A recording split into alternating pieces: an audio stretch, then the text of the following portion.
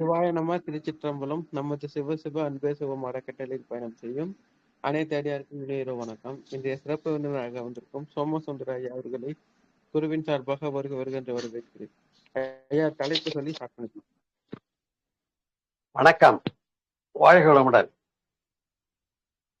அன்பே சிவம் அறக்கட்டளையின் மூலமாக கனவுகள் மெய்ப்பட என்ற தலைப்பிலே இன்றைக்கு நல்லதொரு சிந்தனை விருந்தை உங்களோடு பகிர்ந்து கொள்வதிலே பெரும் மகிழ்ச்சி அடைகிறேன். எல்லாருக்கும் கனவு இருக்கும். கனவு காண்பது தவறு இல்லை. ஆனா அந்த கனவுகள் பகல் கனவாக ஆகிவிடக்கூடாது. ஆனா ஒரு பக்கம் பார்த்தா நம்முடைய முன்னாள் அப்துல் கலாம் ஐயா அவங்க கனவு காணுங்கள் என்றும் சொல்லுகிறார். ஆக மொத்தத்துல நமக்கு என்னமோ தேவை, கனவுகள் மெய்ப்பட வேண்டும். ஆம், எண்ணியவெல்லாம் கைகூட வேண்டும். எண்ணம் போல் வாழ்வு என்று சொன்னார்கள், மனம் போல் மாங்கல்யம் என்று சொன்னார்கள். எண்ணியவெல்லாம் கைகூடும் என்றும் பாடியிருக்கிறார்கள். எண்ணியவெல்லாம் கைகூடும், என் ஆணை அம்பலத்தை எல்லாம் வல்லன் தன்னை ஏற்று என்றும் சொன்னார். நாம் நினைப்பது நடக்க வேண்டும் என்றால் அவ்வாறு நாம் எண்ணியது நல்லனவற்றை எண்ணுகிற போது அது செயலாக மலர்வதிலே தடையதும் இல்லை. நினைக்கிறது நல்லதா நினைக்கணும். அவ்வாறு நல்லனவற்றை எண்ணுகிற போது அந்த எண்ணங்களுக்கு ஒரு பலம் உண்டு என்பதை புரிந்து கொள்ளுங்கள். அதனால்தான் வள்ளுவர் சொல்லுகிறார், எண்ணியாங்கு எய்துவர். எப்ப? எண்ணத்தில் திண்மை உண்டாக பெறுது என்று சொல்லுகிறார். நல்லதை நினைச்சா அதுக்கு ஒரு பலம் தனியா உண்டு. நீங்க அல்லத நினைச்சு பாருங்க, நீங்களே உள்ளுக்குள்ள கொஞ்சம் கூச்சப்பட்டுக்கிட்டு தான் கெட்டதை நினைப்பீங்க. எனவே அல்லவைகளுக்கு பலம் குறைவு என்பதை புரிந்து கொள்ள வேண்டும். இவ்வாறு நல்லனவற்றை எண்ணுதல் என்பதை ஒரு பயிற்சியாக நாம் மனதில் ஏற்க வேண்டும். அன்பர்களே, எண்ணங்களில 2 வகை இருக்கிறது. ஒன்று, இதெல்லாம் நடக்குமோ என்னமோ தெரியலையே, இது கிடைக்குமோ என்னமோ தெரியலையே, முடியுமோ என்னமோ தெரியலையே. நான் அதே நேரத்துல இவையெல்லாம் நடக்கும், இவையெல்லாம் கிடைக்கும், இவையெல்லாம் முடியும் அப்படிங்கிறது. இதுக்கு பேரு நெகட்டிவ் தாட்ஸ், பாசிட்டிவ் தாட்ஸ்னு பேர். நேர்மறை எண்ணங்கள், எதிர்மறை எண்ணங்கள் என்று சொல்லக்கூடிய இந்த எண்ணங்களிலே நல்ல முறையில ஆற்றல் பெறுவதற்காக என்ன செய்ய வேண்டும் என்றால் தவம் செய்ய வேண்டும். Meditation alone can help. ஒரு சிலருக்கு மனோசக்தி என்பது இயல்பாகவே அமைந்திருக்கும். ஒரு சிலருக்கு மனோசக்தி என்பது இயல்பாகவே அமைந்திருக்கும். இப்ப அவங்களால நினைச்ச மாதிரி செய்ய முடியும். ஆனால் பலர் எண்ணத்தினால் வறியவர்களாக இருக்கின்றார்கள். அப்ப முதல்ல எண்ணங்கள்ல நம்முடைய எண்ணம் நன்மையாக நல்லதாக இருக்க வேண்டும். இரண்டாவதாக மனப்பூர்வமாக இருக்க வேண்டும். நீங்க ஹெலன் கல்லர்ன்ற ஒரு அம்மாவை பத்தி கேள்விப்பட்டிருப்பீங்க. அவங்க 5 புலன்கள்ல 3 புலன்கள் அறிவு இல்லாதவங்க. கண்ணு தெரியாது, காது கேட்காது, வாய் பேச முடியாது. ஹெலன் கல்லர்னு ஒரு அம்மா. அவங்க இந்த உலகத்தையே வலம் ஊனமற்றவர்களுக்காக எத்தனையோ கண்டுபிடிப்புகளை கொடுத்தாங்க. நோபல் பரிசும் வாங்கினாங்க. ஆனா நாம என்ன பண்றோம், நம்ம உடம்புல மெய்வாய் கண்மூக்கு செவின்னு 5 புலன்களை வச்சுக்கிட்டே இல்ல பாட்டு பாடிக்கிட்டு இருக்கோம். இல்ல, முடியல, நடக்கல, கிடைக்கல. அதுக்குதான் அந்த அம்மா சொல்றாங்க, எதிலும் விடாப்பிடியாக இருந்தால் நாம் நினைக்கும் எதையும் சாதிக்க முடியும் என்று ஹெலன் கெல்லர் பேசுறாங்க. இந்த வார்த்தையை கவனிக்கணும். எதிலும் விடாப்பிடியாக இருந்தால் நாம் நினைக்கும் எதையும் சாதிக்க முடியும் என்று யார் சொல்றாங்க? நம்முடைய 5 புலன்கள்ல 3 புலனறிவாக பார்வை, கேட்டல், பேசும் திறன் 3 இல்லாத ஒரு அம்மா சொல்றாங்க. அப்ப இப்ப புரியுதா? நமக்கு எல்லா பலமும் இருக்கு. இறைநிலை நமக்கு 5 புலன்களையும் கொடுத்து 6வதாக பகுத்தறிவையும் கொடுத்து ஊனமில்லாத நல்ல உடம்பையும் கொடுத்து இவ்வளவு பிரகாசமா படைச்சிருந்த போதிலும் கூட நாம் என்ன பண்றோம்னா இல்ல பாட்டு பாடிக்கிட்டு இருக்கோம். என்னால முடியல, நடக்கல, கிடைக்கல, ஆகல, இவையெல்லாம் தான் நெகட்டிவ் தாட்ஸ்ன்னு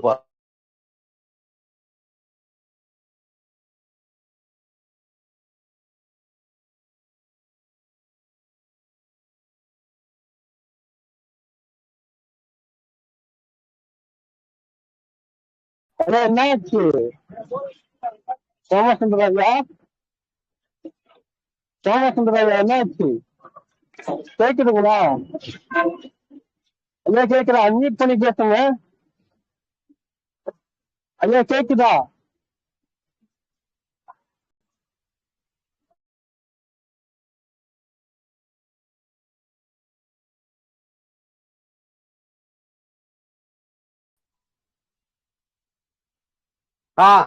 அன்மியூட் இருந்தது போல எடுத்துட்டேன்.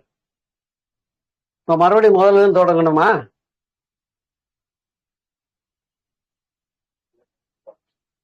பாலகிருஷ்ணன் அப்படியே கண்டினியூ பண்ணிக்கோங்க ஐயா. அப்படியே கண்டினியூ பண்ணிக்கோங்க. கேமரா ஆன் பண்ணி அப்படியே கண்டினியூ பண்ணிக்கோங்க. ரைட்டு, சரி. ஆகையினால அன்பு உள்ளங்களே, நம்முடைய எண்ணங்கள் எல்லாம் எதை கேமரா ஆன்ல தான் இருக்கு. ஷார்ட் வீடியோ கொடுங்க. ஓகே, கொடுத்தாச்சு.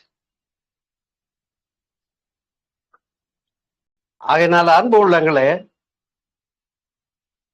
கனவுகள் மெய்ப்பட என்று எண்ணுகிற போது நாம் கொள்ளுகின்ற நோக்கம் உயர்ந்ததாக இருக்க வேண்டும். அப்படிப்பட்ட ஒரு நோக்கத்தை முதலிலே கையெடுத்திருக்கிறோமா என்பதை நாம் யோசிக்க வேண்டும். உள்ளுவதெல்லாம் உயர் உள்ளல் என்று சொன்னார்களே, அதுபோல நல்லதை நினைக்கிற போது அந்த எண்ணங்களுக்கு ஒரு வலிமை உண்டு என்பதை புரிந்து கொள்ளுங்கள். அப்படி உங்களுடைய எண்ணங்கள் எல்லாம் ஓர்மைப்பட்டதாக, ஒருமுகப்பட்டதாக, மன வலிமைக்கு உட்பட்டதாக இருந்தால், மன வலிமையோடு எண்ணுகின்ற எண்ணங்கள் மட்டுமே வெற்றி பெறும் என்பதிலே எந்த விதமான ஐயப்பாடும் கிடையாது. ஆனால் நாம் புற விஷயங்களை அணுகுகிற போது ஒவ்வொன்றிலும் மேலோட்டமாக பார்க்கிறோம். நம்முடைய புறமனதில் இருந்து மட்டுமே சிந்திக்கிற போது அவை வெற்றி அடைவதில்லை. புறமனதிலிருந்து நடுமனத்திற்கும், நடுமனத்திலிருந்து அடிமனத்திற்கும் ஆழச் சென்று பயன் தருவது என்பது அதுதான் ஒரு சிறப்புடையதாகும். அப்படி conscious mind, subconscious mind, super conscious mind என்று அறிந்திருப்போம். அப்படி நம்முடைய அடிமனத்திற்கு செல்லுகிற போது, சூப்பர் கான்சியஸ் மைண்டுக்கு போற போது இந்த எண்ணத்திற்கு வலிமை அதிகம். நீங்கள் அறிந்திருப்பீர்கள், மனோசக்தியினாலேயே அடுத்த அறையில இருக்கக்கூடிய ஒரு பொருளை இடம் விட்டு இடம் நகர்த்தலாம். மனோசக்தியினாலேயே பல்புகளை எரிய வைக்கலாம். மனோசக்தியினாலேயே சித்த பெருமக்கள் எத்தனையோ அபூர்வமான விஷயங்களை எல்லாம் செய்து காட்டி இருக்கிறார்கள். சித்துக்கள் என்று சொல்லுவோம். இவையெல்லாம் மனம், பலம், மனோசக்தி சார்ந்த விஷயங்களாகும். ஆகையினாலேதான் வாழ்க்கையிலே நாம் வெற்றி பெற வேண்டும் என்று சொன்னால், நாம் வெற்றி பெறுவதற்கு நம்முடைய மன ஒருமை அந்த சூப்பர் கான்சியஸ் மைண்ட்ல இருந்து நினைக்கணுங்கிறது மட்டுமல்ல, அதையும் கடந்து அந்த எண்ணிய நோக்கம் சிறப்புடையதாக இருக்க வேண்டும், பொது நலம் கலந்ததாக இருக்க வேண்டும். தமக்காக வாழ்கிற போது அங்கே பெருமை ஏதும் இல்லை. இந்த சமுதாயம் முழுவதும் சிறப்பாக இருக்க வேண்டும் என்று எண்ணுகிறவன், இன்னும் சொல்ல போனால் உலகம் தழுவிய சிந்தனையாளர்கள் தான் சரித்திரத்தில் இடம்பெற்றிருக்கிறார்கள். ஆகையினாலே அன்பர்களே, நம்முடைய மனம், நம்முடைய எண்ணம் மிகுந்த ஆற்றல் உள்ளதாக மேம்படுவதற்காக யோகம் போன்ற விஷயங்களை முந்தையோர்கள் அளித்திருக்கிறார். ஆனால் நம்மிலே பலர் நோக்கத்தை கொள்வதில்லை. வாழ்க்கையில் இந்த பிறவி எடுத்ததனுடைய நோக்கம் எந்த விஷயத்தை சாதிக்கப் போகிறேன், அடுத்ததாக எந்த விஷயத்தை நான் வெற்றிகரமாக முடிக்கப் போகிறேன் என்று ஒரு லட்சிய நோக்கு, லட்சியம் என்பது கை கொள்ளப்பட வேண்டும். பலரிடத்திலே பார்க்கிறோம். இந்த லட்சியங்கள் என்று ஒன்றே இருப்பதில்லை. ஏதோ பொழப்பு நேரம் போனா சரி, இந்த மாதம் போனா போதும், இந்த நாள் போனா போதும், இந்த வருஷம் போனா போதும்னு நினைக்கிறாங்க. அதுல என்ன பயன் இருக்க முடியும்? அதனால்தான் வள்ளுவம் கோபமா சொல்றார், தோன்றில் புகழோடு தோன்றுக, அகுதிலார் தோன்றலில் தோன்றாமை நன்று என்று வள்ளுவம் சொல்லுகிறார். எனவே பிறவி என்பதை எடுத்த பின்னே அந்த பிறவி பெரும் பயன் எது என்று கேட்டால் பிறர்க்கு உதவுதல் என்று சொல்லப்படும். அந்த ஈகை என்ற பண்பை கையில் எடுக்கிறவர்கள் மகான்களாக, சான்றோர்களாக, ஞானியர்களாக மேம்பட்டு இருக்கிறார். அன்பு உள்ளங்களே, இந்த பெருமைக்குரிய ஒரு வாழ்க்கை நடைமுறையை கை கொள்ள வேண்டும். எண்ணியவெல்லாம் கைகூட வேண்டும். அப்படி எண்ணியவெல்லாம் கைகூட வேண்டும் என்றால் துரியம் என்ற பெரும்பதத்தை பயிற்சி செய்ய, அதான் யோகிக் ஸ்டேட்னு சொல்றாங்க. ஏன்னா நம்முடைய மூளையினுடைய மைய பகுதியில் இருக்கக்கூடிய பீனியல் கிளாண்ட் என்பது ஆக்டிவேட் ஆகணும். அந்த பீனியல் கிளாண்டுன்னு சொல்லக்கூடிய சுரப்பி செயல்பாட்டுக்கு வருகிற போது மூளையினுடைய அதிகப்படியான செல்கள் எல்லாம் நல்ல ஒரு இயக்கத்தில உட்படுகிறது. அப்ப அதனால சிந்தனை தன்மை என்று சொல்லக்கூடிய, அது ஆங்கிலத்துல ஜீனியாசிட்டி என்று சொல்வார். நம்ம ஐக்கியூன்னு கூட சொல்லுவோம். அப்ப அந்த ஜீனியாசிட்டி அதிகரிக்கிறது. நம்முடைய மேம்பாடு அந்த வகையிலே தான் யோகா என்பதன் மூலமாக நம்முடைய அடிமனதிற்கு சென்று நாம் ஒரு நோக்கத்தை, இதை நான் அடைய வேண்டும் என்று நினைக்கிறோம் பாருங்கள், அதுதான் கனவு என்று இங்கே நாம் தலைப்பிலே குறிப்பிடுகிறோம். அப்படி கனவாக கொள்ளுகின்ற ஒரு அம்பிஷன், ஒரு லட்சியம் கொண்டுட்டு அதை அடையணும்னு மட்டும் முடிவு பண்ணிட்டா முடியுமா? இல்லவே இல்லை. லட்சியத்தை கை கொள்ளுவதோடு மட்டுமல்ல, இந்த லட்சியத்தை அடைவதற்கான முயற்சிகள், முதல்ல அதுக்காக என்ன பண்ணோம்னா பிளானிங் பண்ணணும்.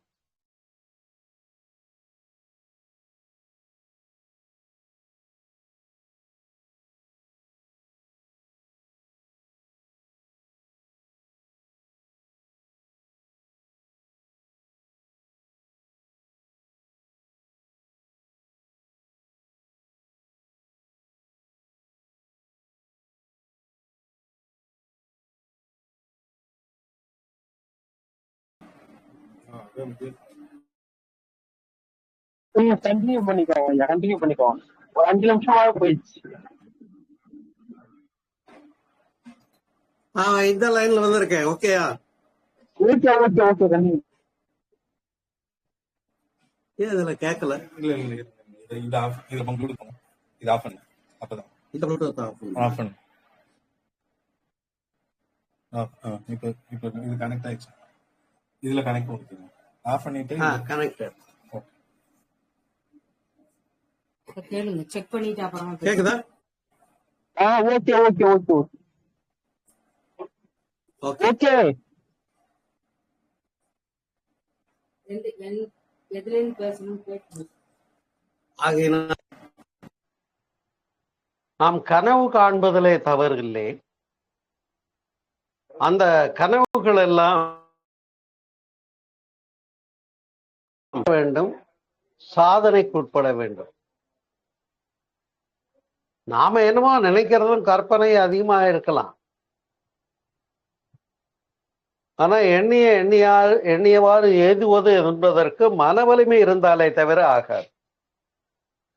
மன வலிமை இல்லாதவர்கள் வாழ்க்கையில் எதையும் சாதிக்க முடியாது. மன வலிமை வேண்டும் என்றால் மன ஒருமைக்கான பயிற்சி செய்ய வேண்டும்.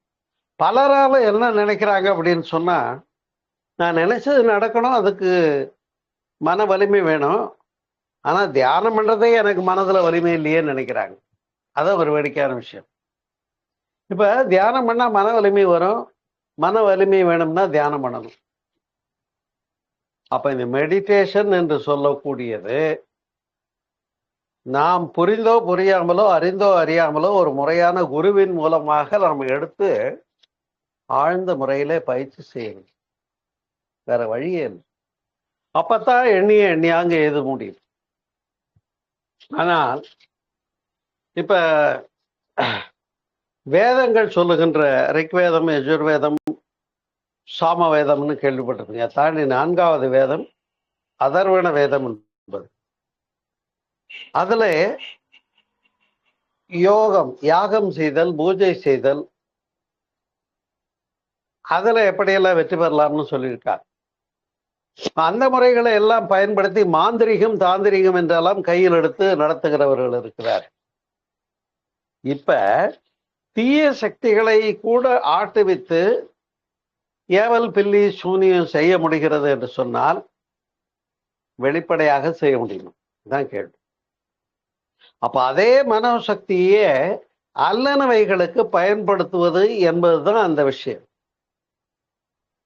அல்ல விஷயங்களுக்கு, புறம்பான விஷயங்களுக்கு, தவறான விஷயங்களுக்கு, தீய விஷயங்களுக்கு நம்முடைய எண்ணத்தை நாம் கையில் எடுத்து பிரயோகிக்கிறோம் என்று சொன்னால் இயல்பாகவே அங்கு மன வலிமை குறைவுதான். ஆனா நான் இந்த புது வருஷத்திலிருந்து இப்படி ஒரு சிறந்த மனிதனாக வளர வேண்டும், மாற வேண்டும் என்று எண்ணுகிறேன் என்ற ஒரு நல்ல எண்ணமாக இருக்கட்டும். நீ இந்த புத்தாண்டுல என்னப்பா சபதம் ஏற்கிறாய் என்று கேட்டார், அந்த நல்ல எண்ணத்தை உறுதியோடு மலர்ச்சியோடு அத்துணை பேருக்கும் பகிர்ந்து கொள்ள முடியும். உண்டா இல்லை? அவ்வாறு நாம் பகிர்ந்து கொள்வதற்கு நமக்கு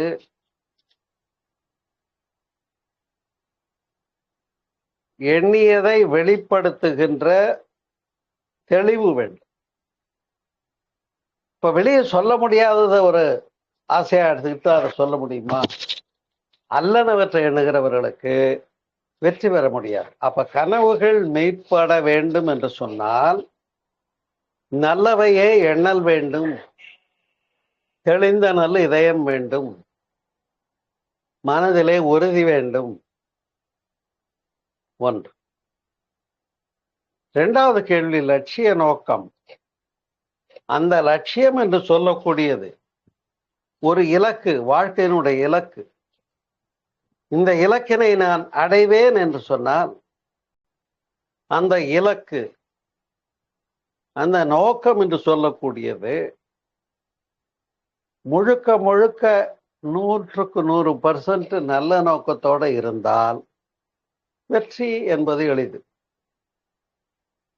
ஏன்னா ஒருவன் மனப்பூர்வமாக கொள்ளும் புனித ஆசை எதுவும் நிறைவேறி விடுகிறது என்று காந்தியடிகள் சொல்லி இருக்கின்ற காரணத்தினாலே அந்த எண்ணங்கள் வெற்றி பெறவில்லையே என்று நாம் ஏங்குகிறோம். பல நேரங்களிலேயே நான் நினைக்கிறேன் நடக்கலையே. 2 விஷயங்களை கையில் எடுத்துக்கோங்க. தூய எண்ணமாக இருக்க வேண்டும், மன வலிமையோடு இருக்க வேண்டும். மன வலிமையோடு நல்லனவற்றை எண்ணுகிற போது அடைய முடியும். அடுத்து 3வது ஒரு கருத்தினை கொள்வோமே என்று சொன்னால், அந்த லட்சிய நோக்கத்தை அடைவதற்கான நம்முடைய திட்டம் என்ன? பிளானிங். பிளான் பண்ணி தான் எதுவுமே பண்ணணும். அப்ப அந்த பிளானிங் என்று சொல்லக்கூடியது, திட்டமிடல் என்று சொல்லக்கூடியது, நாம் கருதினோமே மிகப்பெரிய ஒரு கோபுரத்தினுடைய உச்சியை அடைய வேண்டும் என்று எண்ணினோமே, அப்ப ஹவுட்டுங்கிற செயல்பாடும் செயல் திட்டமும் தேவையா இல்லையா?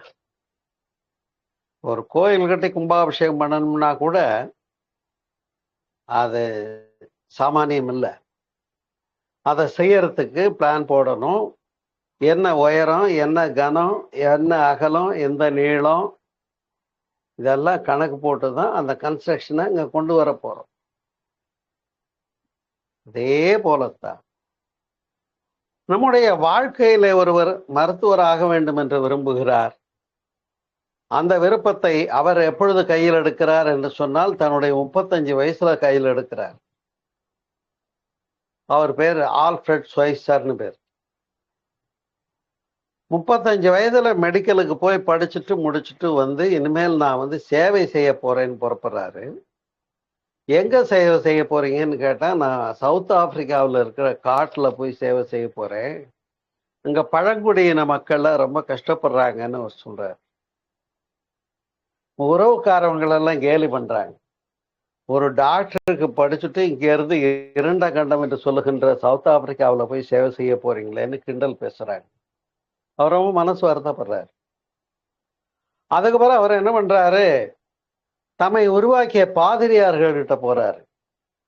நல்ல போதனை சொல்லுகின்ற கிறிஸ்தவ பாதிரியார்களிடத்திலே போய், நான் இவ்வாறு முடிவெடுத்திருக்கிறேன், ஒரு கனவு கண்டிருக்கிறேன், தென்னாப்பிரிக்காவிலே இருண்ட கண்டம் என்று சொல்லக்கூடிய பகுதியிலே இருக்கக்கூடிய பழங்குடியின மக்களுக்கு மருத்துவத்தை அளிப்பதற்காக முன் வருவதற்கு என்னுடைய வாழ்க்கையை அர்ப்பணிக்க தயாராக இருக்கிறேன் என்று சொல்லுகிறேன்.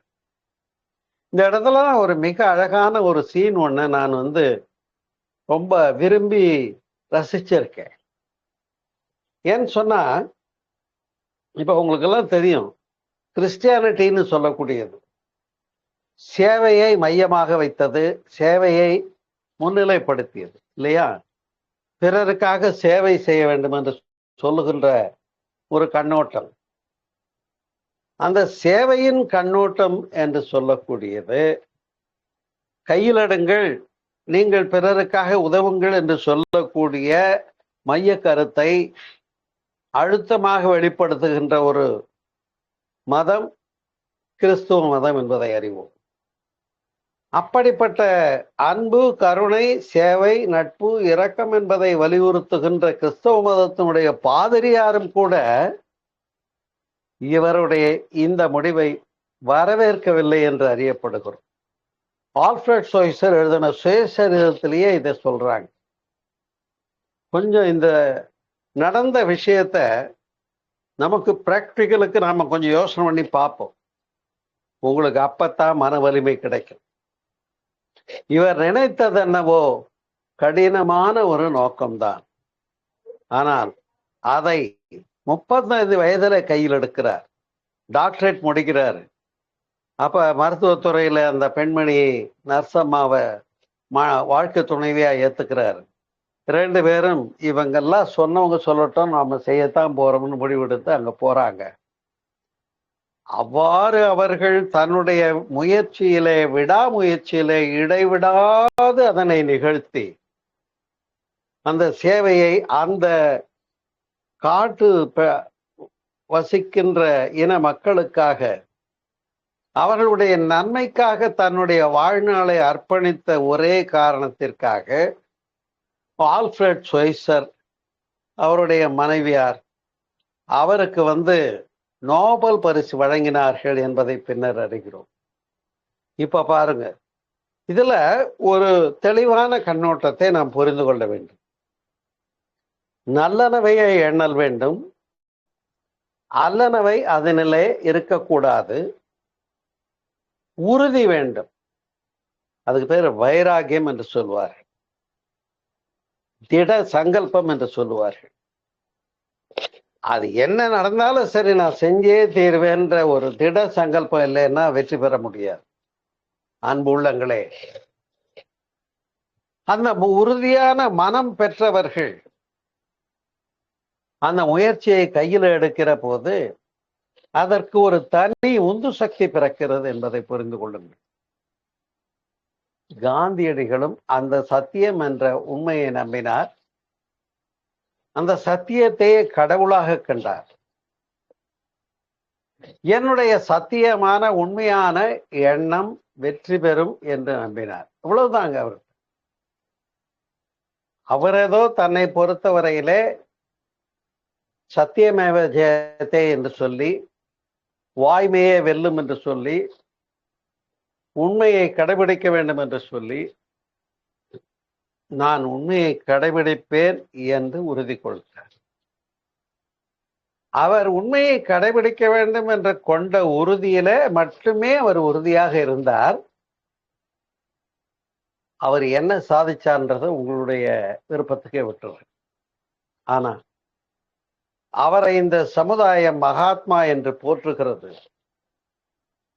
இந்த இடத்துல தான் நாம் ஒன்றை புரிந்து கொள்ள வேண்டும் அன்பு உள்ளங்களே. எனவே நோக்கம், விடாமுயற்சி, மன ஒருமை, மன வலிமை, திட்டமிடல், நோக்கத்தை நோக்கி இடைவிடாது பயணித்தல். அப்படி பயணிக்கிற போது இடையூறுகளே வராம இருக்கணும் அப்படின்னு நான் நினைக்கிறேன்னு வச்சுக்கோங்க. கஷ்டமே வரக்கூடாது ஆண்டவா அப்படின்னு நான் கடவுள்கிட்ட போய் கேட்டா அது ரைட்டா? எனக்கு இடையூறுகளே வரக்கூடாது என்று எண்ணுகிற என்னுடைய மனம்தான் அங்க இடையூறு, வேற ஒண்ணும். அப்ப துன்பமே வரக்கூடாது என்கின்ற அந்த மனோபாவம் தவறாகி விடுகிறது.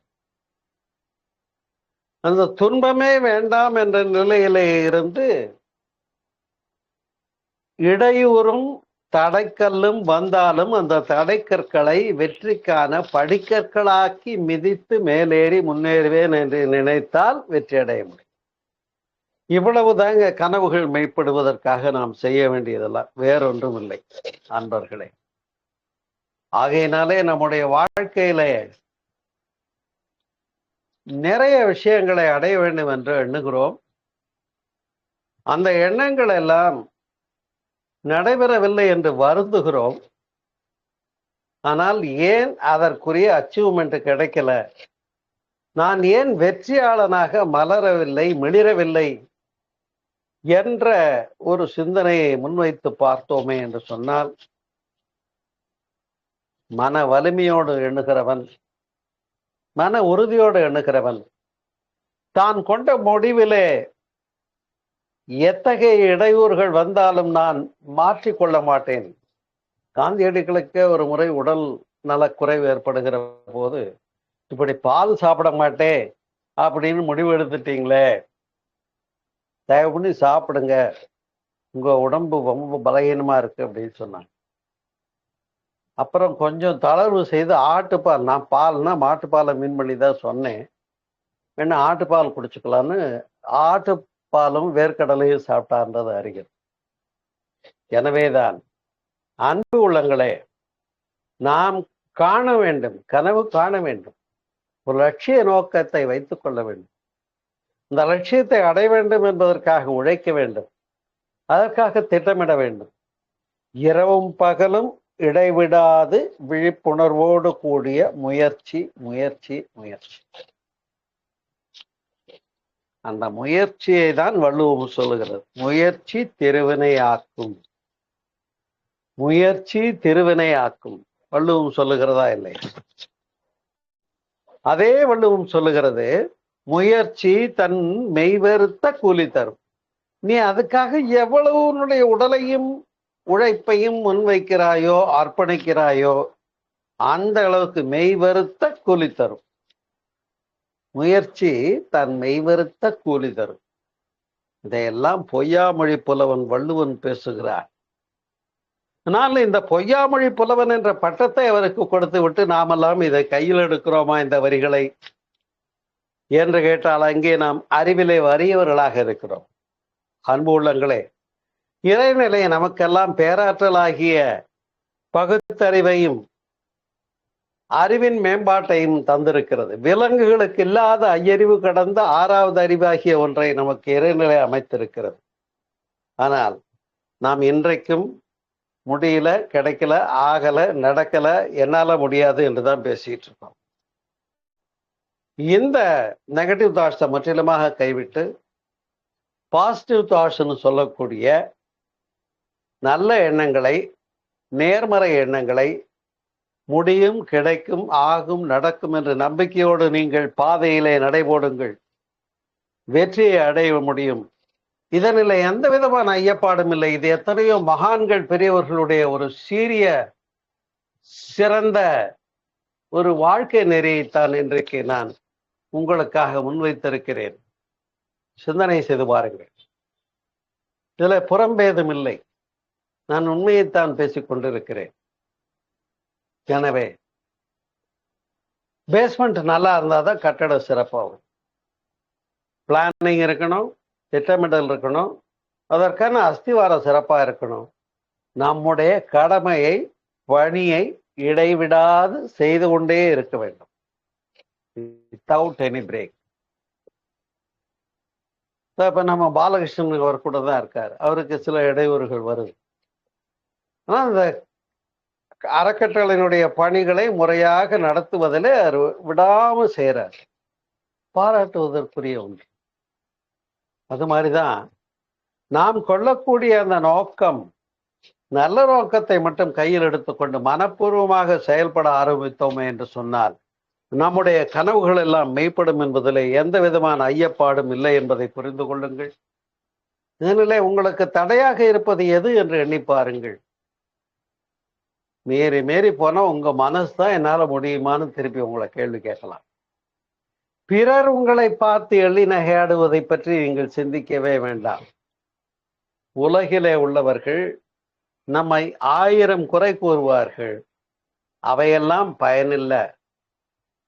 இந்த பயனில்லவற்றை ஒதுக்கி வைத்துவிட்டு சாதனையாளர்களாக மிளிர்வோம். எனவேதான் அப்துல் கலாம் ஐயா அவர்கள் சொல்லுகின்றார்கள், கனவு காணுங்கள் என்று சொல்லி. கனவு காண்பது மட்டுமல்ல, அந்த கண்ட கனவுகள் எல்லாம் செயலாக்கம் பெறுவதற்குரிய வழிமுறைகளை இன்றைக்கு உங்கள் முன் வைத்திருக்கிறேன். சிந்தனை செய்து பாருங்கள். ஏதேனும் தடையோ இடர்பாடோ இருந்தால் என்னிடத்திலே கேளுங்கள், நான் உங்களுக்கு பொறுப்பான பதில்களை சொல்லுகிறேன் என்று கூறி இந்த அருமையான ஒரு பொழுதிலே உங்களோடு கனவுகள் மேம்பட என்ற எண்ணத்தில் தலைப்பிலே உங்களோடு உரை நிகழ்த்துவதற்காக ஒரு வாய்ப்பு கிடைத்தமைக்காக அன்பே சிவம் அறக்கட்டளைக்கும் அதன் நிர்வாகி திரு பாலகிருஷ்ணன் ஐயா அவர்களுக்கும் உளமார்ந்த நன்றியையும் வணக்கங்களையும் தெரிவித்து நிறைவு செய்கிறேன். நன்றி, வணக்கம். வாழ்க வளமுடன், வாழ்க வளமுடன்.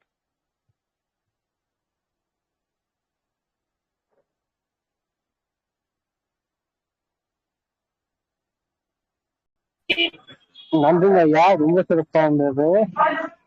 நிறைய விஷயத்த பேசி இருக்கீங்க. உண்மையிலேயே அற்புதமான வகுப்பு. ரொம்ப ரொம்ப நன்றி. கேள்விகள் இருந்தா கேள்வி கேட்கலாம். எப்படி வாங்க. இருக்கா?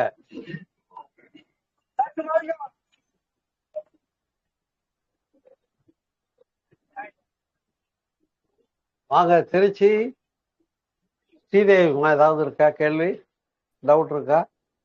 ஒன்றும் இல்லைங்க ஐயா, ஒன்றும் இல்லையா. நல்லதே நினைக்கணும், எல்லாம் நல்லதே நடக்கும் நீங்க சொன்னது மனசுல ஆழ பதிஞ்சுதுங்க. ரொம்ப ரொம்ப நன்றிங்க ஐயா. நல்லதே நினைக்கணும், அதை ஆழ்ந்த மனதோடு நினைக்கணும். முழு வித் ஹோல் ஹார்ட் நினைக்கணும். எவ்வளவு தடை வந்தாலும் அந்த லட்சியத்தை நோக்கி பயணப்பட்டு கொண்டே இருக்கணும். நம்முடைய பயணத்தை விட்டுவிடக்கூடாது. சரிங்க.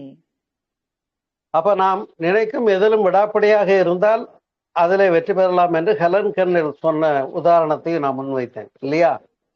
சரிங்க. அப்படி 3 புலன்களிலே 5 புலன்களிலே 3 புலன் அறிவு இல்லாத ஒரு அம்மணி அவங்களே நோபல் பரிசு பெற்றிருக்காங்க, இவ்வளவு தூரம் சாதிச்சிருக்காங்கன்னு சொன்னா 5 புலன்களையும் வச்சுட்டு நாமே முடியலன்னு சொல்ல முடியும். இப்ப இயலாமை எங்க இருக்குன்னு புரிஞ்சுப்போம். தோல்விகளையும் வெற்றிக்கான படிகளாக மாற்றிக் கொள்ளுகின்ற மன வலிமை தேவை. அதைத்தான் வலியுறுத்தி பேசியிருக்கிறேன். புரிகிறதா? புரிஞ்சுதுங்க ஐயா, புரிஞ்சுதுங்க. நல்லது. நன்றிங்க ஐயா, நன்றிங்க. நன்றி. வாழ்க. ஐயா நன்றி. வாழ்க்கை நம்முடன் முடிச்சுக்கலாம். நல்லது. நன்றி. வாழ்க்கை. நன்றி, வணக்கம். வாழ்க்கை.